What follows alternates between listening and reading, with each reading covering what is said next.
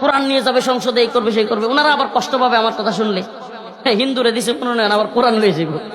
হিন্দু বেড়া খুলনার একে মনোনয়ন পাইছে কৃষ্ণ নন্দী, এই ইসলামিক দলের এমপি প্রার্থী, নাম কি? কৃষ্ণ নন্দী। এখন সে কয় হরে কৃষ্ণ হরে বল, দাড়ি পাল্লা টেনে তোল। চিন্তা করলাম সুবহানাল্লাহ, কত ইসলাম কায়েম হয়ে যাচ্ছে। কোরআনে সুস্পষ্ট আয়াত